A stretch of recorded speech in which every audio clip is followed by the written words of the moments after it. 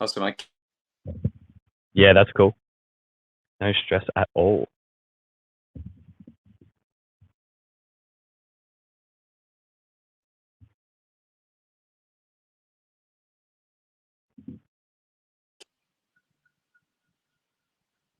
Awesome. I think we're on. Hey, man, you can hear me okay? And we're live. I didn't know we were live. Fantastic. Yeah, we're just recording. It's all good. I'll do a little intro and stuff first, but I just chucked it on record straight away just so I don't forget because I Okay, can forget. cool. Gotcha. Well, Uh, nice to meet you. Nice to meet you, man.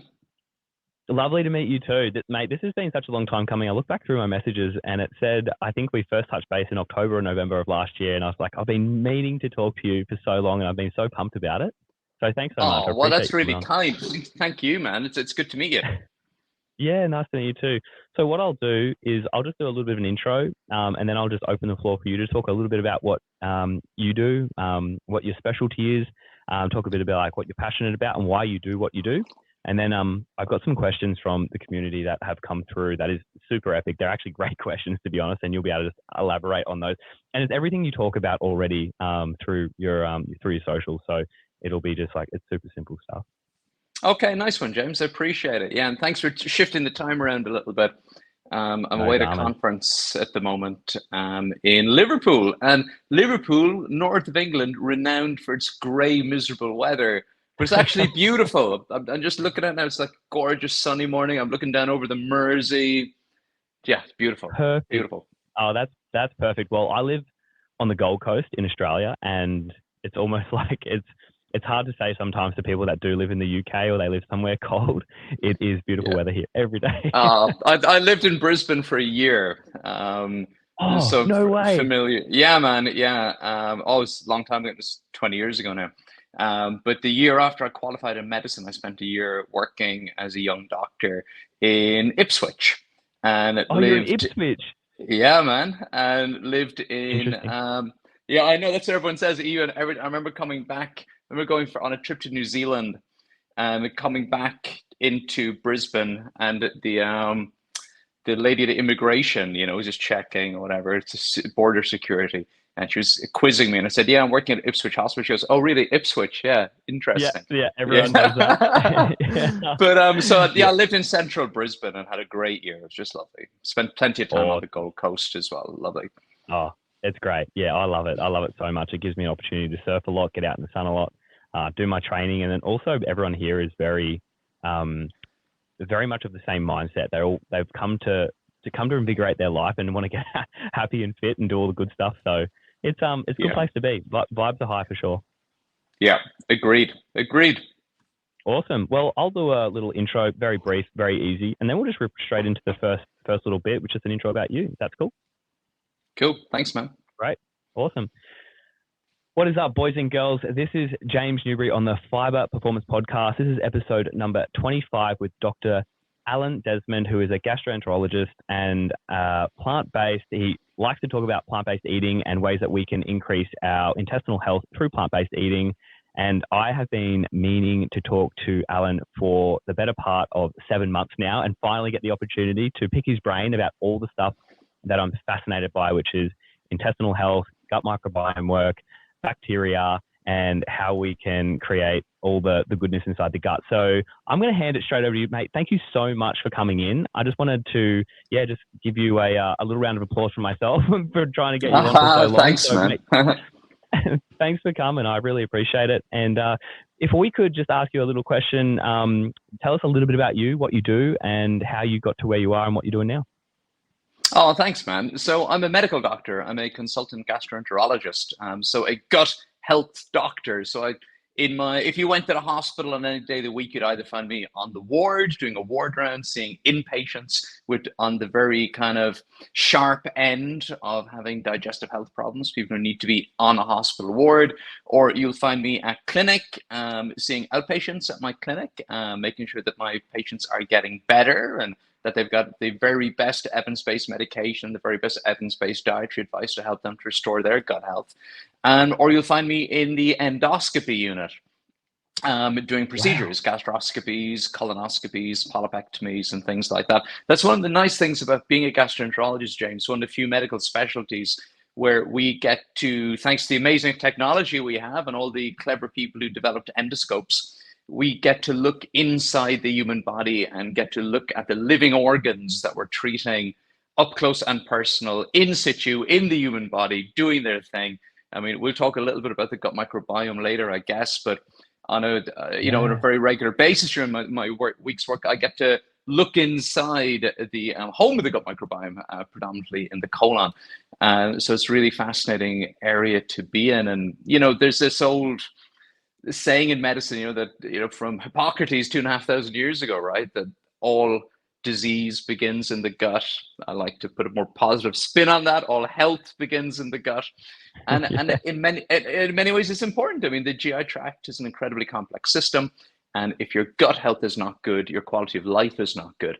So being able to work in a medical specialty where I help people to restore their gut health, it is really, really rewarding.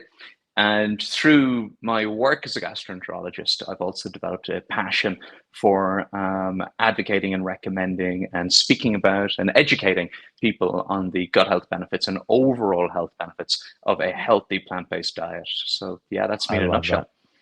Love that. That is so good and so up my alley as well. And whilst we talk to, omnivores and herbivores here, and maybe some carnivores jump on and have a listen from time to time as well, is always so relieving knowing that there are some people in the space that are actually inside people's bodies having a poke around and still advocate a plant-based diet, especially with the gut microbiome. And like you did say, all health begins in the gut.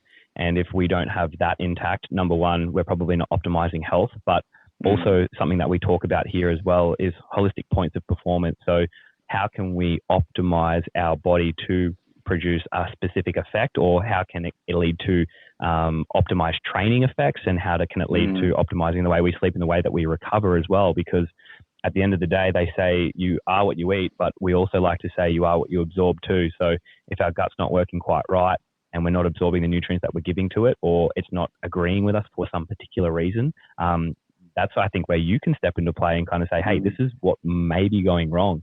But I did want to touch on something that came through. I put up a post earlier today and I asked the community, what would you ask a gastroenterologist who advocates a plant-based diet? And the first thing that got asked was, could you explain to us what leaky gut is? Could you explain what leaky gut is? Is it a thing? And how does it affect our mood? How does it affect inflammation? How does it affect our health in general? And what types of symptoms would present themselves if someone was to have leaky gut? And is leaky gut even a thing? Yeah, a good question. You mentioned a moment ago that we want to absorb the correct nutrients. Okay, it's a very basic function of our GI tract. So our GI tract is an incredibly complex system. When we consume food, I mean, we usually think of food as, carbohydrates, proteins, fats, then our micronutrients are calcium, copper, iron, folate, exactly, all the rest of these things. We think of these as nutrients, but of course, these are the building blocks of our human body. These are the things that our body uses to build, repair, and function. I think every day, a couple of ounces of your human body is brand new. You're constantly regenerating and building new parts of your human body. So the basic building blocks to do all that comes from the food that you consume, and you need to absorb that food into your digestive system. So most of the absorption of those nutrients occurs in the small intestine of your bowel. So overall, your bowel has a length of about 5 meters or 16 feet, a surface area of about 32 square meters, which is like half a badminton court.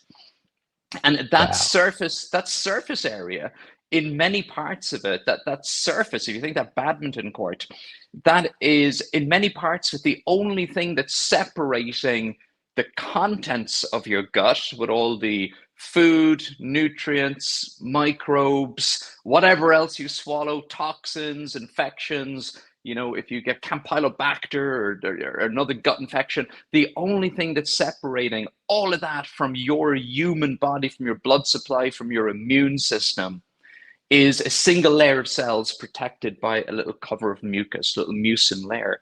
So it's an incredibly well-balanced, dynamic, fascinating structure to look at. But with leakiness, of course, an element of gut leakiness is normal. You could argue that even absorbing food is leakiness.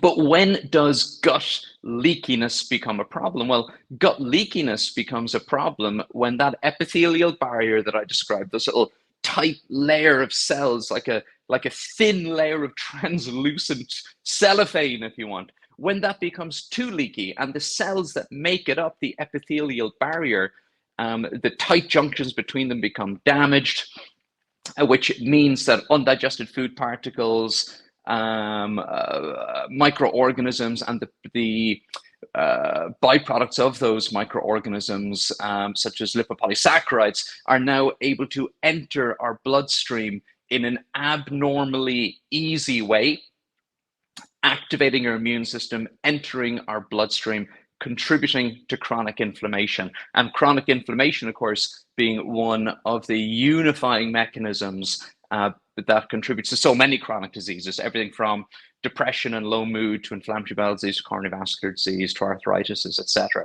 So if we have a bowel that has abnormal leakiness or abnormal permeability, then we refer to that as leaky gut. Are you with me so far? Absolutely. Absolutely. So, that is fascinating. So in many ways, leaky gut isn't a disease process. It isn't an individual clinical entity.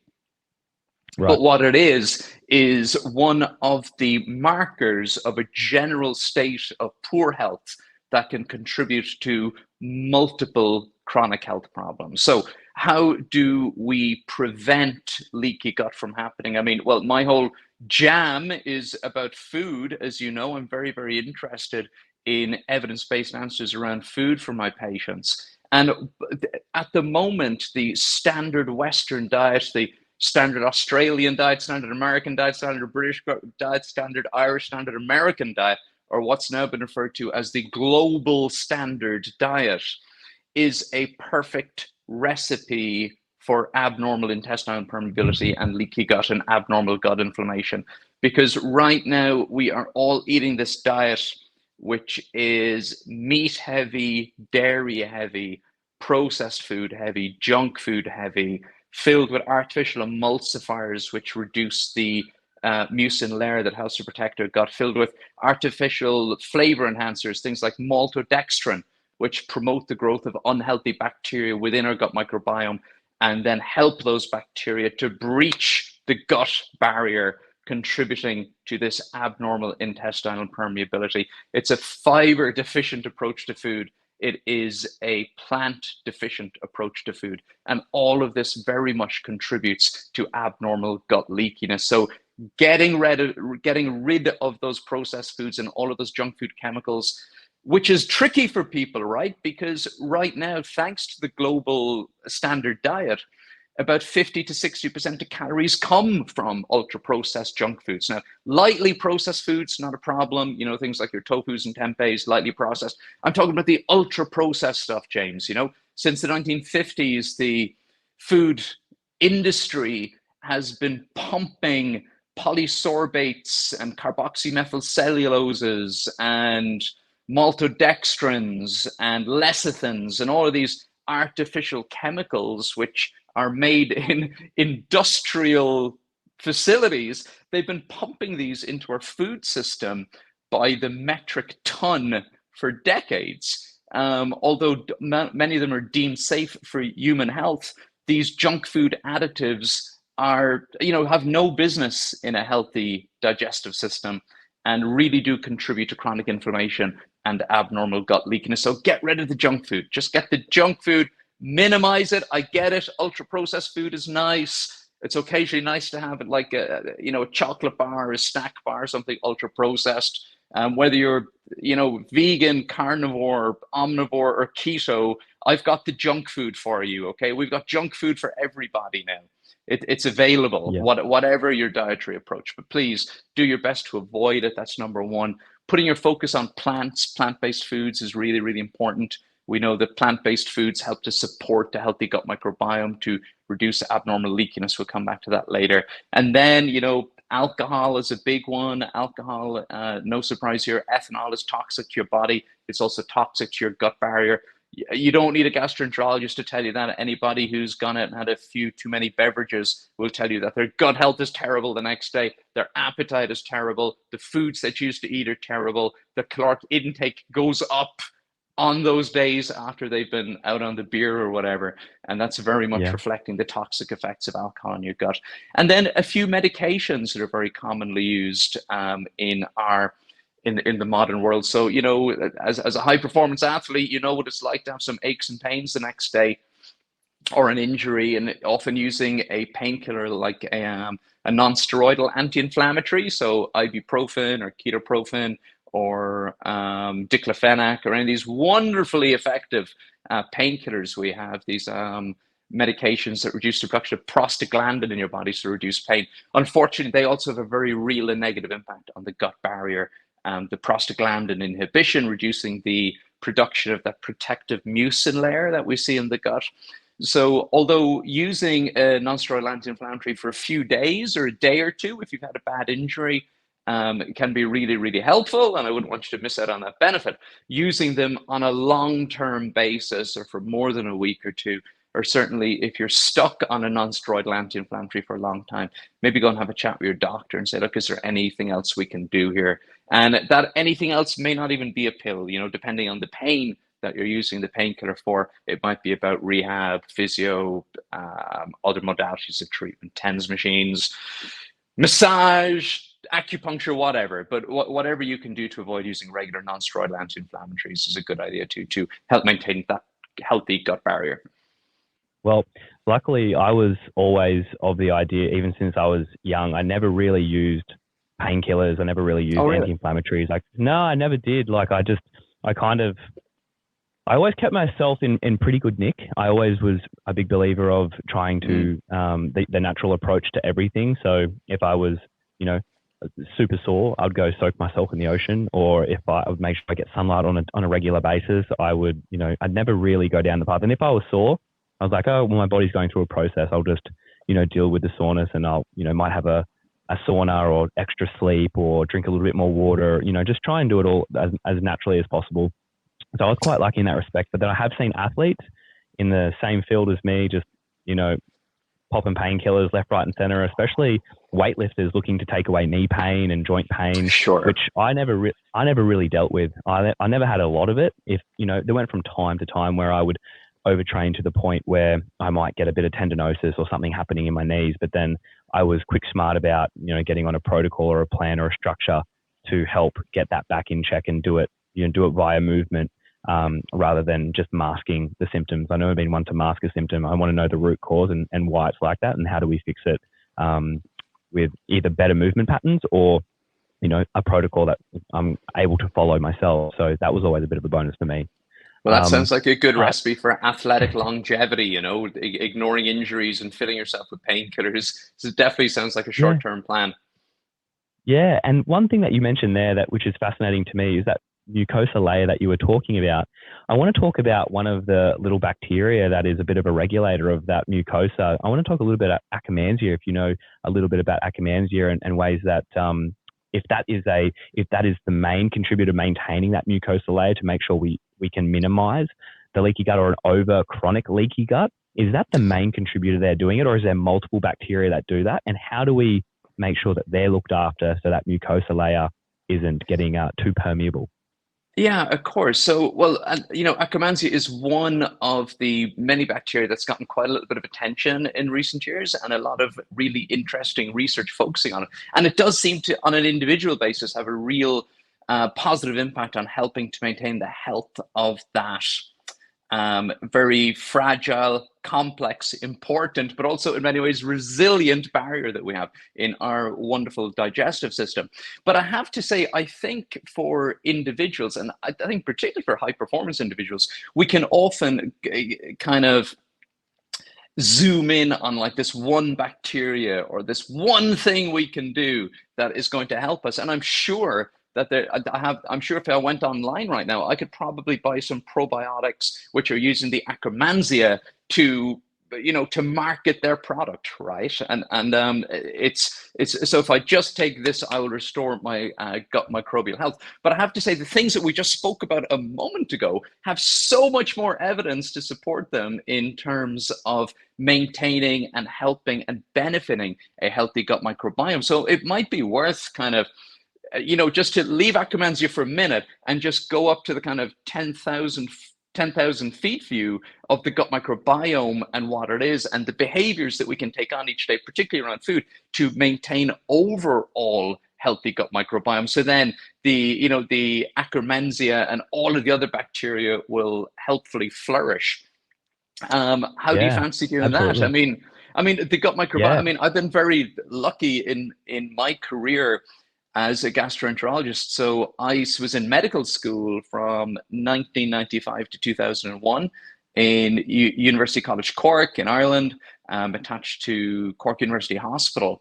And at that university is what was called APC, the Alimentary Pharmacologic Research Centre, run by Fergus Shanahan, Eamon Quigley, and others, and one of the world's leading, and continues to be one of the world's leading, gut microbiome research facilities. They've published literally thousands and thousands and thousands of papers. If you're familiar with the work of Ted Dinan, that's where Ted Dinan is, okay? And so I was really lucky to have some of those professors as my mentors, really early in my career, talking about the gut microbiota and gut microbiome before anybody was talking about it. And which was very cool. And when I talked earlier about doing sigmoidoscopy, camera tests, look inside the bowel, one of the very first times I had my hands on a scope when I was training how to do a camera test called a flexible sigmoidoscopy, looking into the lower bowel, I was doing it as part of a research study to get samples of the mucosal microbiome. So the patients were actually volunteers taking part in research. They were allowing us to go in and sample the gut microbiome for research on Crohn's disease. So it's always been there for me as kind of a background to my clinical practice. And the gut microbiome is so important for human health. You think about it, we've got maybe up to 100 trillion microbes living in our digestive system. Bacteria, viruses, yeasts, archaea. It is crazy, right? So that's, as many cells as the rest of our human body, as more genetic material, far more genetic material than the rest of our human body. And the thing about these bacteria, viruses, yeasts, and archaea is, James, humans have been around, I don't know, maybe 100,000 years, maybe in a primitive form, up to 1 million years. We've had humans on this earth. But of course, those bacteria, viruses, yeasts, and archaea represent the Earth's very first living organisms. So they've been around for billions of years, right? Literally billions of years. So it's their planet, okay? This planet is run by microorganisms, not by humans. But within each one of us and on our bodies, we are carrying some of that very, very primitive life forms around with us. And what we know on an individual basis is that the gut microbiome begins to form the moment we're born, helps us to digest our very first meal. As kids growing up, it's incredibly important for the growth of a healthy GI tract, healthy immune system. And even as adults, it's been described as a control center for human biology, which has a really, really important effect on our day. So you mentioned Akkermansia, but of course, we've got hundreds and hundreds and hundreds of bacteria that are living in our gut microbiome, in our large bowel. And as they metabolize the food that we feed them 3 or 4 or 5 times a day, they are metabolizing, that is food for them too. And their waste products become, in many cases, become postbiotic substances, biologically active compounds produced by our gut microbes, which has been described by the Sonnenbergs as an unlicensed pharmaceutical factory, right? So they're making these biologically active compounds that can be beneficial or harmful to human health. And, Akkermansia is a eubiome, a gut microbiome, a gut microbe that has beneficial effects on our host health, helping to maintain our gut barrier. And then we got our pathobionts, the bacteria that have a net negative effect on gut health, like Bilophila wadsworthia, for example. So Bilophila wadsworthia is a bacterium that thrives in a high fat environment. So if you're eating, standard Western diet with a lot of meat and dairy, etc., you're by definition consuming a high fat diet. If you're consuming a carnivorous diet, you are by definition consuming a high fat diet. And a bug like Bilophila wadsworthia produces secondary bile acids. So when you eat all that fatty food, your body needs to make a lot of bile to help emulsify and digest it. The residual bile gets delivered to your colon, becomes food for your gut microbiome. The bilophilic bacteria like Bilophila wadsworthia love it. They thrive, they grow. Their waste products are secondary bile acids, which are directly carcinogenic to the lining of the bowel. So if you're worried about Akkermansia, and if you're worried about Bilophila wadsworthia and all of these other bacteria, you really need to ask yourself on a day-to-day basis, what sort of gut microbiome am I building? Yeah, because that's fascinating. It's amazing, right? Because we talked earlier, the Sonnenbergs have described the gut microbiome as a control center for human biology. Now, the good news is that whether you're, whatever your dietary approach, you can grab the controls on that control center 3, 4, 5 times a day, and you can dial it towards health, or you can dial it away from health. And that's why I've become so passionate about talking to my patients about food and the gut microbiome.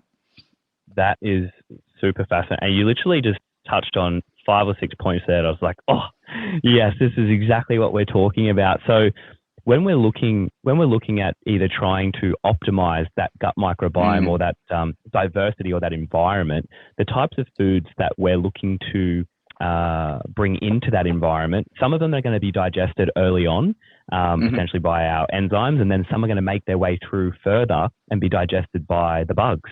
Now, can we talk a little bit about that process? So we have some foods that are getting broken down early, some foods that are making their way further down, and the foods that are making their way further down, or the compounds that are making their way further down, we might be talking about polyphenols, we might be talking about some fibers in there. So give us a little bit of a lowdown on the digestive process and where we're breaking down, the macros and the micros and the polyphenols.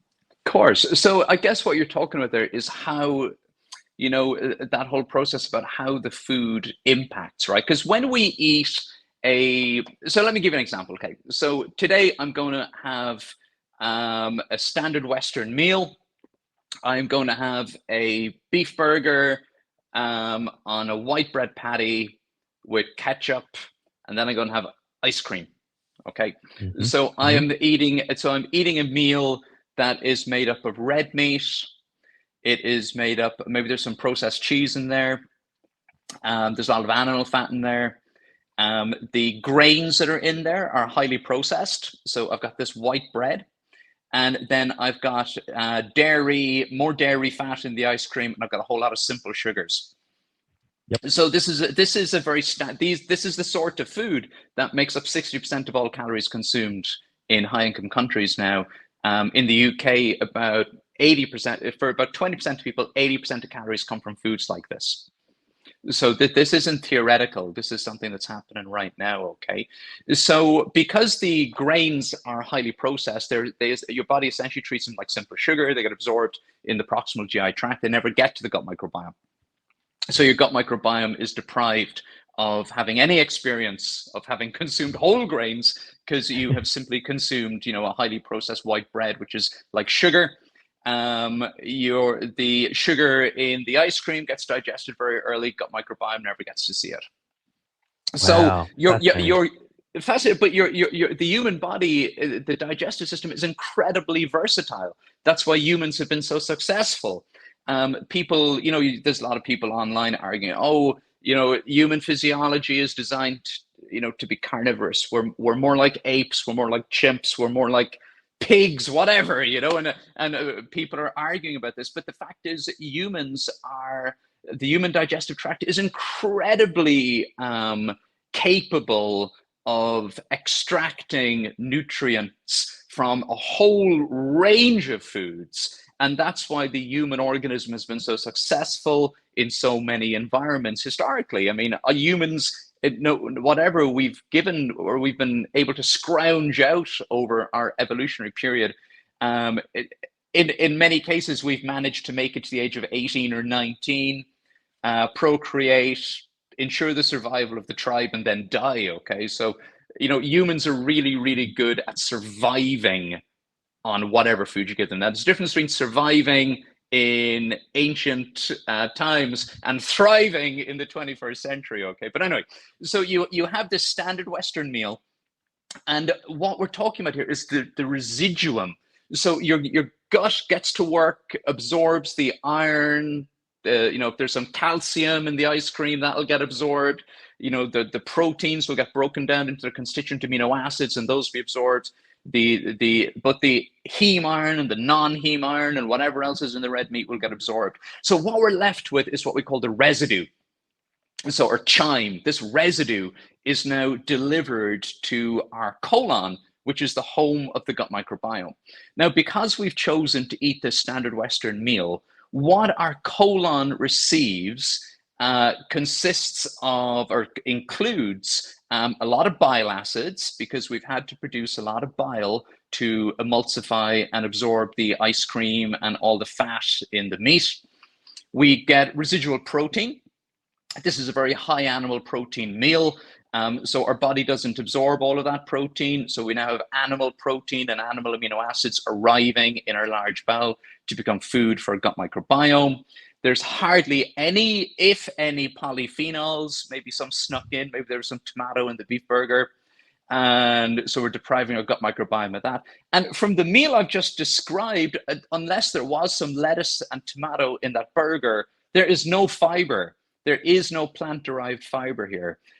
So there is no fiber. Wow. There is no fiber in the residuum that arrives for our gut microbiome. So now this liquid gets squirted into our large bowel. It is the home of the gut microbiome, and straight away in the ascending colon, our gut microbes or colonic microbiota start to seek it out as food. You are now feeding certain types of gut microbes that thrive on bile animal protein and in a fiber deficient environment.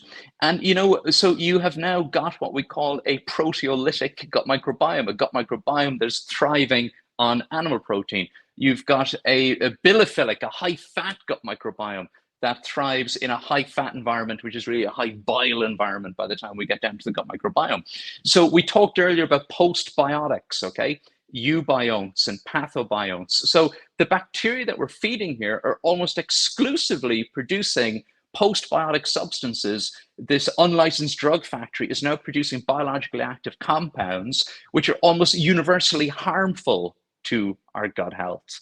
We are getting secondary bile acids, ammonia, hydrogen sulfide gas. We're getting trimethylamine, which will be absorbed into our bloodstream, be converted into TMAO. And we are getting very few short chain fatty acids. So we can talk more about butyrate acetate, propionate later, but short chain fatty acids, incredibly beneficial to human health. Your gut microbiome can produce them by proteolytic fermentation, but it's a very inefficient way to produce them. So you are now depriving yourself of optimal short chain fatty acid production. So what effect does this have on the epithelium of your large bowel? It promotes barrier dysfunction, epithelial dysfunction, DNA damage, genotoxicity, carcinogenesis.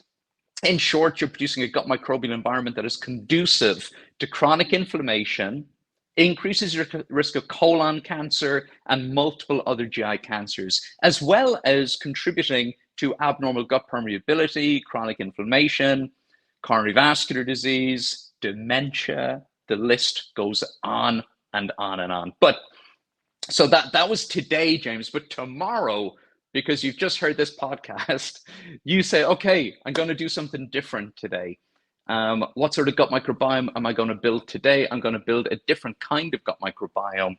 I am going to have a meal that looks like a meal that's been enjoyed by the healthiest populations in the world for years. A very, very Mediterranean, very whole foody, very plant-based dish. I've got whole grains, I've got vegetables, I've got fruit, I've got chickpeas and black beans, I've got plant protein. This is like a whole food plant-based diet. The veggies and the whole grains, the intact complex carbohydrates are the star of this dish. Love that. Once again, so your digestive system, your incredibly complex digestive system gets to work.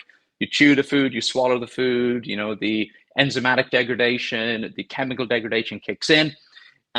This food passes through your small intestine where most of the absorption happens. And of course, now, because of your healthy dietary pattern, even before we get to the gut microbiome, you are benefiting because this meal, this dietary pattern that you're now eating is higher in vitamin A, vitamin C, in polyphenols, in folate, in phytonutrients, antioxidants. You're getting all the good stuff, the vitamin C. You're getting all of these good things that put people who eat a healthy plant-based or plant-predominant diet in such a good position when it comes to their overall health and their gut health, okay? So all of that absorption goes on. The non-heme iron is absorbed, the calcium, the copper, the magnesium, the folate, it all gets absorbed. Your body gets to work with it. So now let's talk about the residuum, the stuff that is delivered from the small intestine through the little valve that separates your large and small bowel, the ileocecal valve, into your ascending colon, your large bowel, the home of the gut microbiome. So it's like night and day, because now you're eating a meal that is naturally lower in fat. It does contain fat, predominantly unsaturated and polyunsaturated fats, which naturally occur in fruits and vegetables. I mean, those have required some bile production to emulsify them, but far less than you got from the previous meal. So there's hardly any bile acids arriving. So we're not feeding those bilophilic bacteria anymore. You have eaten a meal that's, and I mean, people worry about this. I'm sure in your world, in the CrossFit world, people worry about the fact they haven't gotten enough protein in this meal. You know, we can talk about that later. There is adequate protein in that meal, not excess protein. So you're not getting that animal protein. You're not getting that excess protein delivered to your gut microbiome. You mentioned polyphenols earlier. So this meal is packed with polyphenols. And of course, most importantly, packed with a diversity of fiber. So the fruits, the vegetables, the whole grains, etc., all contain these different forms of dietary fiber, which is non-absorbable, different forms of microbiome available carbohydrates, which are going to feed different families and different subtypes of microbes, leading to a healthy and diverse gut microbiome. So the bugs that get to work on this liquid that we've just fed our gut microbiome are a completely different family of bacteria. They produce short-chain fatty acids, they produce vitamins, they produce antioxidants, and they don't produce secondary bile acids. They don't produce high levels of hydrogen sulfide gas. And this produces a healthy environment within the gut microbiome, which promotes anti-inflammatory pathways, healthy cell metabolism, anti-proliferation, anti-carcinogenic. So you have now built a gut microbial environment that is not conducive to chronic inflammation or colorectal cancer. And in the last 2 years, we've also learned about the benefits of having some fermented foods alongside that meal, which can even tap into novel anti-inflammatory and anti-cancer pathways that just the high fiber approach alone can't tap into. And when we take that science, that theoretical science that I've just described to you, it's not theoretical science, very well mapped out science, on the patterns, dietary patterns that promote a healthy gut microbiome and the dietary patterns that fail to do so and do the opposite. When we go out into the world and we do research to look at gut microbiome in people who are healthy and unhealthy, it bears out. So a few years ago in Nature, there was these 2 papers published looking at people with bowel cancer. Okay, bowel cancer, the #1 non-gender specific cancer on Earth. In Australia, a very common cancer, increasing sadly in prevalence in Australia, in many ways due to Australia's high consumption of meat, particularly red meat, which is still on the increase. But what they did was they looked at patients with colorectal cancer, and compared them to patients who didn't have colorectal cancer. And they looked at the gut microbiome structure and function. But what's really interesting about this is this research was done globally. So this was done in multiple different countries with multiple different food cultures, multiple different genetic backgrounds to the patients. But what they found was the gut microbiome signatures in colorectal cancer patients were consistent across these multiple populations and multiple food cultures. The microbiome of patients with colon cancer substantially enriched with the bacteria that thrive on meat and fat, with a higher capacity to produce secondary bile acids and trimethylamine, and fewer of the bacteria that metabolize fruits, vegetables, and starches. And in my book, I refer to that as the carcinogenic gut microbiome. That is so fascinating, Alan. Honestly, like I think this is the type of education that we should be pushing out more and more and more, which is like why I love to do the podcast, because people are getting real-time information from the latest science and looking at what the latest research is showing. Now, you mentioned in there feeding particular gut microbes. Some feed on fat, some feed on animal protein, some feed on plant fibers. Now, if we are feeding a particular set of gut microbes the same thing on a regular basis and they're becoming stronger, will they populate more and take up more space in that gut microbiome and then shun the other ones, or will the other ones die off eventually, decreasing our diversity in the gut? Is that something that can happen, or do they lay dormant or stay around, or are there particular strains that kind of go away and never come back unless we try and, reseed them if we can do that? So I guess my question is, if I was to break it on down, if we constantly use and if we constantly feed on the same things, are we creating dysbiosis in the gut? Well, the gut microbiome is incredibly resilient and incredibly good at bouncing back from damage or insults. And we could talk about that with antibiotics later, but I think the research around antibiotics in the gut microbiome, which people are often very worried about, to me, when I look at it, I see science that demonstrates that the gut microbiome is incredibly resilient and incredibly good at recovering and recuperating. I've heard people use the analogy, which I think is very useful, of a garden. Okay, so if you have a garden and you do your very best to take out all the plants and you just want a green lawn and you just want 6 different kinds of flowers in there, because that's the garden that you want to have. You want to look out, see perfect green lawn and maybe 4 or 5 different types of flowers. You have now decided you're going to have a lawn and a garden with very low diversity. You have reduced the diversity of living things that are growing in your garden, and you are probably going to reduce the diversity of living things that are going to come and live in your garden, right? You are producing an unnatural garden. Okay. Yep. But if you stop raking and cutting and spraying the chemicals that kill off the plants that we refer to as weeds, and if you stop doing that for 6 months or a year, and if you come back, you're going to come back to what looks very much like a meadow. You're going to come back to something that has rewilded itself, correct? Yep. And in many ways, the gut microbiome is very similar to that. It has a huge capacity for changing according to the food. So in my book, I talk about research on Western lowland gorillas. So how is this relevant? Well, it's very relevant. If you look at research in human beings, and if you look at the structure and composition of our gut microbiome throughout the year, you'll see papers saying that the gut microbiome is incredibly constant. It hardly changes in humans. You've got a certain gut microbiome and it just stays like that.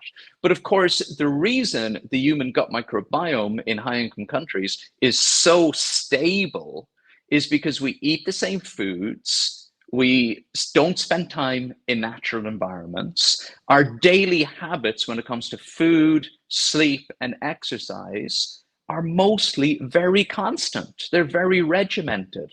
So we do the same thing, we eat the same thing, January through to December, year round. So of course that makes our gut microbiome very stable. If you look at Western lowland gorillas in Africa, so they are 98% genetically human. They're some of our closest genetic relatives in the rest of the animal kingdom. They live in many ways in the way that very, very, very primitive humans lived. They live outdoors in nature. They're drinking from streams, you know, they're covered in dirt, and they eat apart from the occasional termite, they eat a varied, exclusively whole food plant-based diet, okay, about 100 grams of fiber a day plus. But what's really interesting, and I just love this research and the research papers on this, because they vary the food that they eat depending on the season, very much so. And the plant diversity in their diet changes and fluxes on a monthly basis. So, you know, during certain seasons, they'll be filling their boots with lots of juicy fruits and all that kind of good stuff. And then during leaner months, they'll literally be eating bark and seeds, etc., trying to eke out enough calories to get through the day. And their gut microbiome is incredibly labile, if you want, and incredibly responsive. Of course, what we know in human research now is that, no surprise, the human gut microbiome is just as responsive to healthy dietary change and to healthy habits. And there are things that we can do on a daily basis that can substantially improve the health of our gut microbiome, can substantially improve our overall health. And, you know, it's interesting because when you go to the research on this, and when you really sit down and go, okay, I'm going to go online and I am going to get like 5 tips to improve my gut microbial diversity and increase my gut microbial health overall, you're going to find things like this. You're going to find, number 1, eat a varied, predominantly or exclusively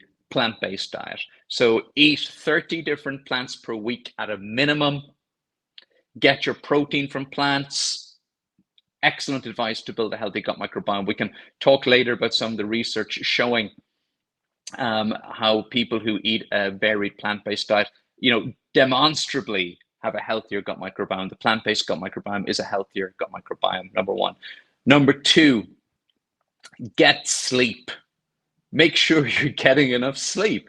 We know that beyond food, there are other things that impact the gut microbiome. So we know in people who do shift work, we know that people who've been sleep deprived or suffering from jet lag, their gut microbial diversity takes a hit. The fiber-loving bacteria are reduced. So getting enough sleep. There are some researchers who think that our gut microbes help to set our diurnal sleep and wake pattern. But certainly our gut microbes seem to be on the same 24-day cycle or 24-hour daily cycle as we humans are. That shouldn't surprise us. Like I said, our gut microbes have been here on Earth for about 3 billion years. Okay, so they're responsive to the same cycles as we are.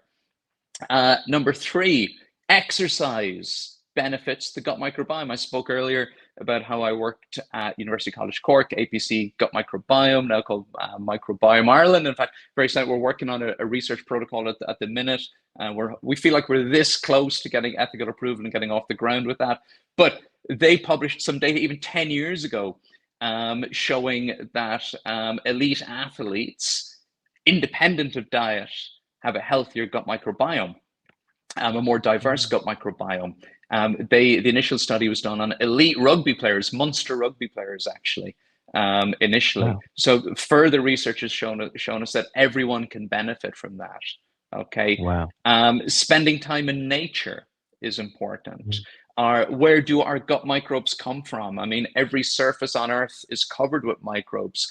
Our gut microbes come from natural environments. So if you spend time in the woods, in a garden, digging the soil, swimming in a river, swimming in a lake, at the beach, you are putting yourself in a microbially rich environment. And these microbes do populate our gut. We know that rural dwellers have a more diverse gut microbiome than urban dwellers. When we look at the research now, and there's so much evolving research on gut microbial transplant, FMT, when you look at those papers, you will see that researchers are seeking out two sorts of people to be donors for poop donors for FMT and gut microbial transport. They are looking at crapsules, right? So the researchers, the people that we want donating the samples for those interventions are vegans, healthy vegans, and people who live in rural communities, because we know these are two populations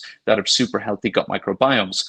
Avoiding excess medications and unnecessary medications, unnecessary antibiotics is important. If you need to be on a medication, that's great. You spoke earlier about some of your fellow athletes taking all sorts of medications to help with their performance. That may have a negative impact on their gut microbiome. We know that minimizing your exposure to animal products is important. I've just spoken about that a minute ago in detail. And then spending time with other people, James, is important. Again, research from my alma mater at APC and University College Cork showing that among rural Irish populations, this was specifically research done on the Irish traveller population. I don't know if you're familiar with the Irish travellers. So they are a fairly marginalised culture within Ireland. They live on the margins of society.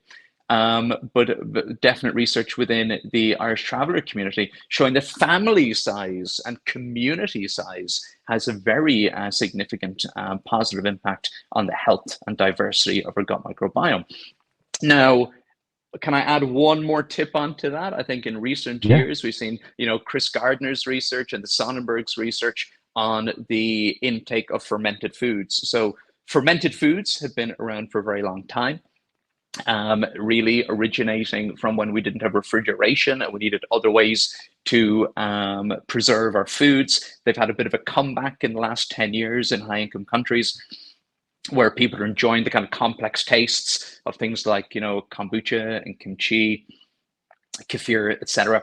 And what we know, thanks to the Sonnenbergs and Chris Gardner and their research in the last few years, is that when we consume even 1 or 2 servings of fermented food, so your kefir, your kombucha, your sauerkraut, etc., that brings even extra benefits to our gut microbial health. So those are evidence-based, bang up to date recommendations for a healthy gut microbiome.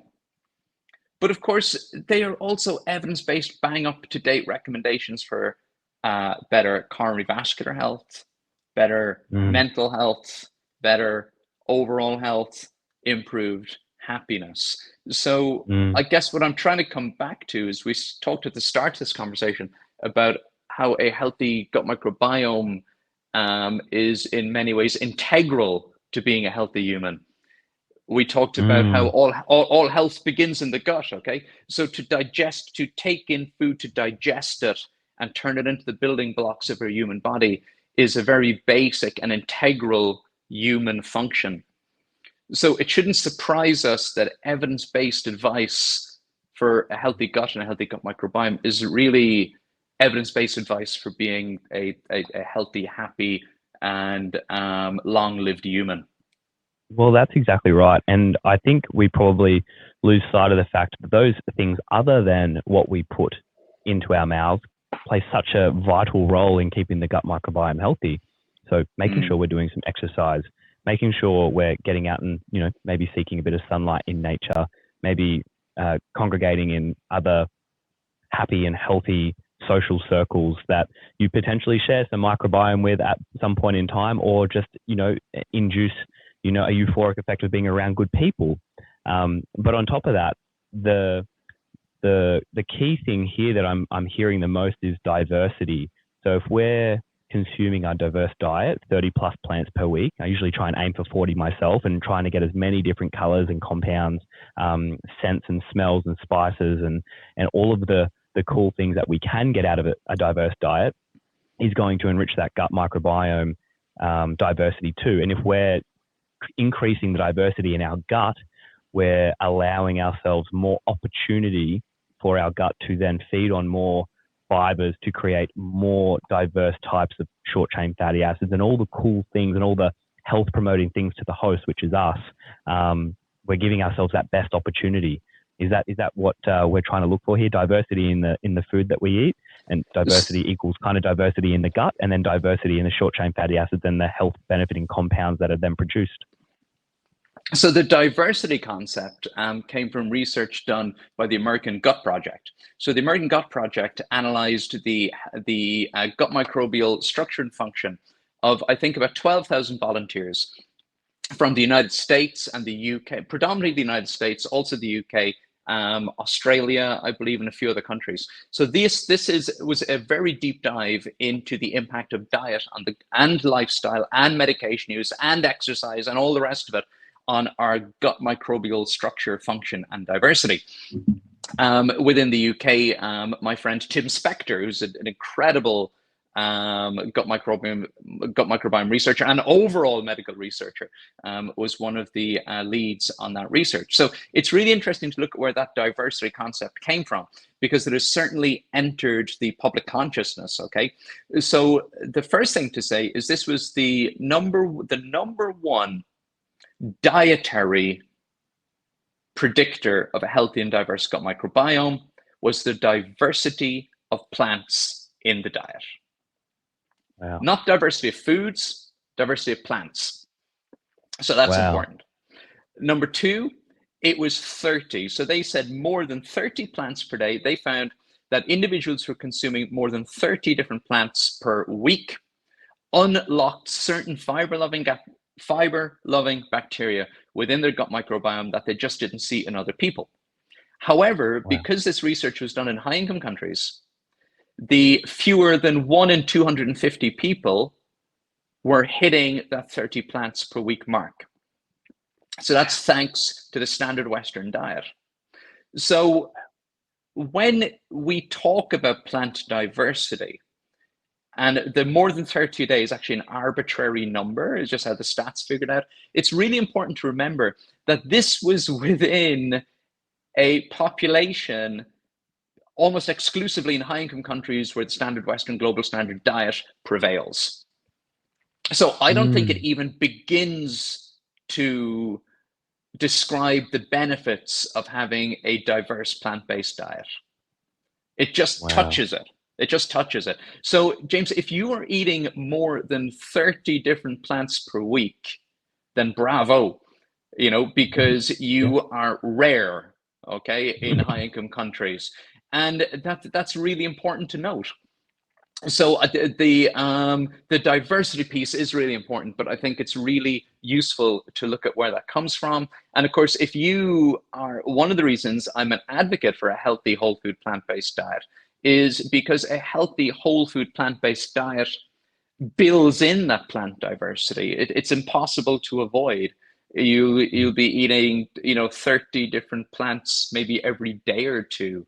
And you are going to have a level of plant diversity in your diet, which is extremely rare in high-income countries now. And the lack of plant diversity is one of the key reasons why our gut microbiomes are so unhealthy, which contributes to so many gastrointestinal disorders, but is also just one of the factors that is contributing to our high rates of obesity, overweight, type 2 diabetes, cardiovascular disease, dementia, et cetera, et cetera. Yeah, well, that's super fascinating. For me, when people come to me and say, "Hey, James, I'm looking for optimal performers. I want to go to the CrossFit Games. I want to compete with the best in the world," I usually touch on the first thing is they're looking for a program. They're looking for, maybe the quick fix. And this is not everybody. This is not going to blanket statement everyone, but a lot of people are just like, give me the program that's going to set me apart from the rest. I'm just like, tell me about your sleep, or tell me about your diversity in your diet. And the idea for me has always been, I never wanted to sacrifice my longevity or long-term health for a gold medal. Short-term, that just wasn't an interest to me. I love competing and I love being fired up to compete. But the idea for me was to become and to help people become as healthy as we possibly can, because if we are at optimal health, we then give ourselves the most opportunity to be the best performers on the planet. And that is making sure that we're optimizing our mitochondrial function, we're optimizing our sleep, we're optimizing the way the gut microbiome works, we're optimizing the way that we deal with inflammation and regeneration of cells. We're optimizing everything that we possibly can. And for me, when I typically talk to someone about my meals, I'll usually say I'll do, I love smoothie bowls. I'll usually have a a smoothie bowl once a day, sometimes twice a day. But in a smoothie bowl, easy enough, I'll get 20 to 25 plants in that smoothie bowl alone, just a big range of different types of nuts and seeds, and then lots of different fruits wherever I possibly can. So nuts, seeds, fruits, that's usually a smoothie bowl. But then you look at the other end of the spectrum, something a bit more savory. I'm looking at, say, a plant-based poke bowl with tempeh, which is also fermented. You put on some sprouts, you chuck on some sauerkraut, and then you just fill it with different grains like basmati rice, and you're adding in, lettuces, and I even chuck raspberries and strawberries and mangoes and pineapple through that as well, just because it is increasing the colors, it's increasing the plant diversity, and you're just giving yourself the best opportunity to create more of the compounds that is going to help our body perform at optimal levels, not just for health and wellness, but then also for performance too, and making sure we can run faster 5Ks, lift heavier back squats, and then live longer and happier and still be out in the surf having a wave at 70 years old and not being, so buckled down that you just can't regenerate and things aren't working optimally anymore. So I think getting in the plant diversity is, I feel like it's just around education. If we can educate people, like you can add, walnuts and pine nuts and almonds to your smoothie bowl that has dragon fruit and blueberries and strawberries, and you can put it all together and create a concoction of beautiful polyphenol-rich, fiber-rich foods that are going to produce great short-chain fatty acid compounds and also give you those vitamins, phytochemicals and things that are going to help you optimally perform and be healthy for a long, long period of time, which is what we're after, right? Well, what you're describing there is the kind of practical implementation of all of the pretty kind of cutting edge science that we've just been discussing for the last 40 minutes or so. So that's the beauty of this, is that we've talked about some complex stuff here, but when it comes down to your day-to-day practices, it is actually very simple. Now, the fact that it's very simple doesn't make it very easy. It's simple, but it may not be easy for people. So I love what you're doing in that you are helping to educate, motivate, and support people. And I think as a doctor, working with patients predominantly who will be eating the standard Western standard global diet, and working with a wonderful team of expert dietitians and pointing them towards the right resources, we can really, really help people to become educated, motivated, and supported to make these changes. Because for many people, the things that you've just described a moment ago, which to me, having tempeh and grains and all these fermented foods, that has become a habit that I have built over years because of my interest in gut health and my own overall health. And living a healthy life and being happy and healthy on a daily basis, and also adding healthy years of life to my time on this earth. But for a lot of people, that would sound so completely foreign to the system that they've grown up in. So good on you for helping to motivate, educate, and support people to build those habits and make those simple but not easy things something that they are now consciously competent in, and which they implement on a daily basis. So if someone, when people ask me, is a healthy diet and lifestyle worth it? I say, well, check in with me in 60 years. I'll be 105. And we can sit down and discuss whether it was worth it or not. Yeah, exactly. Oh, and I appreciate that. And I thank you too. I think what you're doing is amazing, especially with the reels. And if you guys haven't seen Dr. Alan's reels before, jump onto his Instagram and check them out. They're fascinating. And every day you can absorb a little bit of extra information that you can then implement into a very easy practice. And I think the thing that most people do is there are a lot of mindsets out there that are all or nothing. If I don't literally just go cold turkey straight away and flip everything all in one go, then it's not worth doing. And that is sometimes not the best way to do it. Simple, slow progression and consistency is key. And that goes for training as well.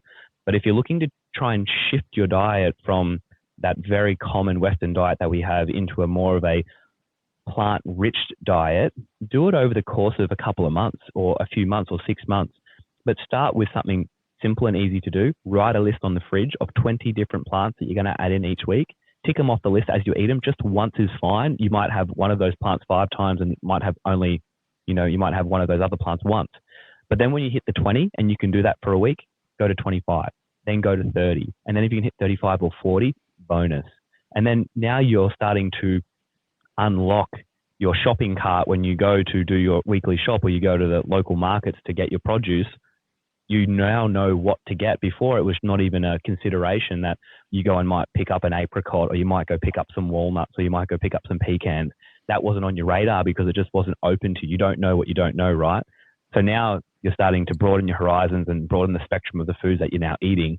And in turn, you're also broadening the way that you are combating, this, the world that we live in, which is, constant threats and constant threats of disease and pathogens. So the idea here is to broaden your horizons and diversify that diet as much as we can.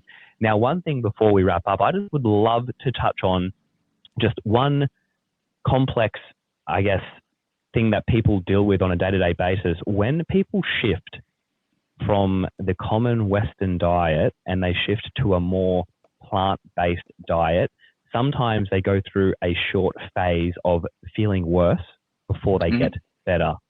Could you explain what's happening when you shift your diet and your gut microbiome and your whole intestinal tract is dealing with something completely different that you've never consumed before, even though it may be healthier, but it feels terrible in the initial phases, and some people don't make it through those phases because they think it feels worse?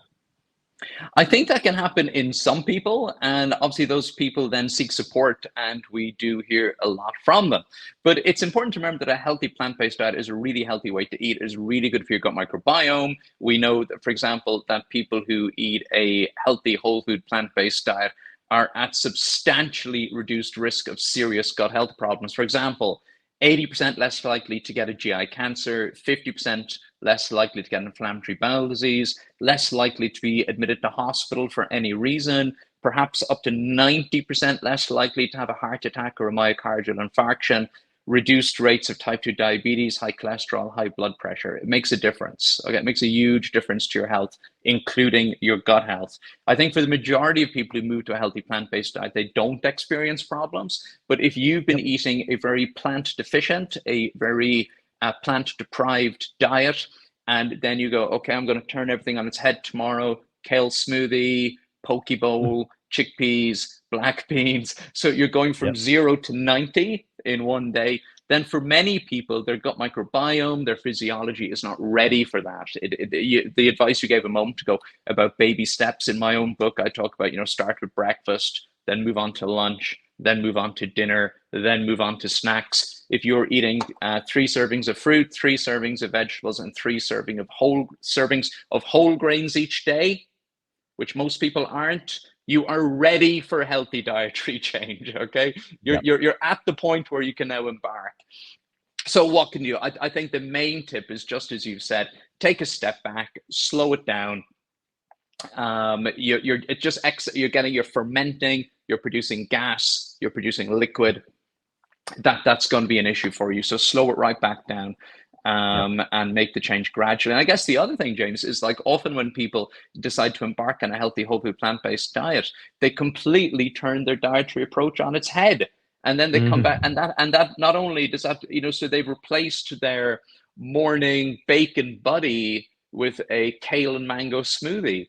And not only have they just really, really, really ramped up their dietary fiber intake, they're also going to miss the bacon buddy that they've been eating for the last 30 years, and it's going to make it unsustainable for them. So another key tip is to look for healthier plant-based versions of foods that you already love. So you're not, if you like, chicken curry, get a nice healthy chickpea curry recipe. If you like a burrito, make it, okay, it's the same burrito, but we're going from beef to black beans.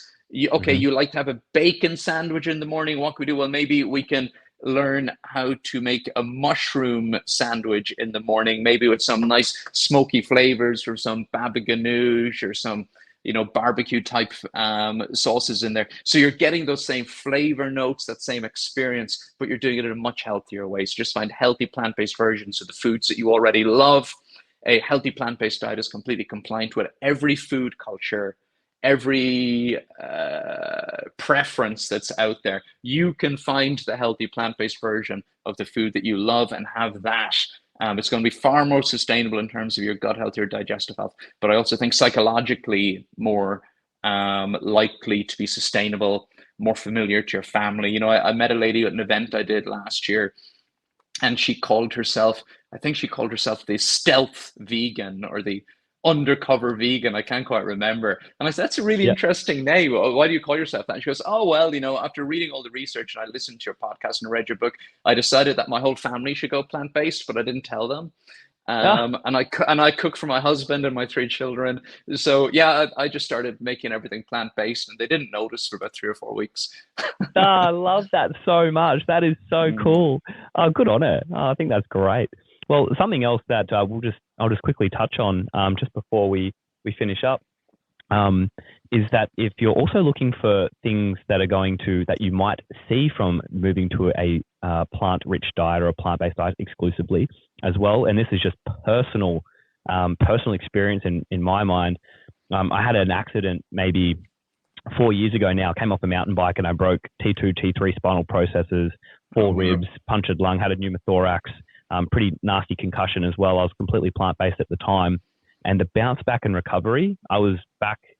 I had an Ironman in 5 weeks' time after that collision, and Wow. I completed my Ironman 5 weeks later. The bounce back, the lung recovery, the bone breakages, they were sped up in half the time, like less than half the time than what was recommended, and that was on a completely plant-based diet. That was making sure I was optimizing sleep, optimizing sunlight, getting in the ocean, doing some extra little things like sauna and ice bath and a bit of meditation work. But again, that was all on a plant-based diet at the same time. And just recently I came back from Indonesia and I was surfing. I got a pretty nasty fin gash on my foot. It was 7 stitches. It was pretty deep. It was pretty long, and it was healed up, ready to go within about 5 days. It Wow. was, pretty. I took it to the doctor and he goes, "What is going on? This is healing so quick." And he's just like, "What do you do?" I was like, "Well, I am an athlete. I do spend a lot of my time training. One thing that I also do is I'm completely plant-based as well." And he goes, "Man, well, I haven't seen a gash like this heal up so fast. So good on you. Keep doing what you're doing." Yeah, I love it. I love it. Oh, that's cool. Well, mate, I just want to say thank you so much for jumping aboard and shedding some light on plant-based diet, gut microbiome, and all the cool stuff that you've been working on. And I think what you're doing is only a service to the community. So if anyone would like to go and listen to more of what Dr. Alan Desmond has to say, I'm going to put all of your connections, socials, everything like that down in the show notes. And I just wanted to say a huge thank you for jumping on the Phyba Performance podcast, where we talk about all things health and performance. Oh, well, James, thanks for having me. It's been an absolute pleasure. I feel like we could talk for another 2 or 3 hours at least. But Easily. I've got a medical conference to get to in a few minutes. So yeah, That's sweet. next time. Next time. Let's do it, mate. Thank you so much, and I'll chat to you soon. Okay, James, take care. Bye. Awesome. Mate, thank you so much. That was great. That was super fun. There we go. Yeah, we're good to go, buddy. You're all sweet. Thank you so much. Let me just check with this browser I'm using. Whoop, I'm just plugging in my phone. It's about to run out of juice. So can I just leave this browser now?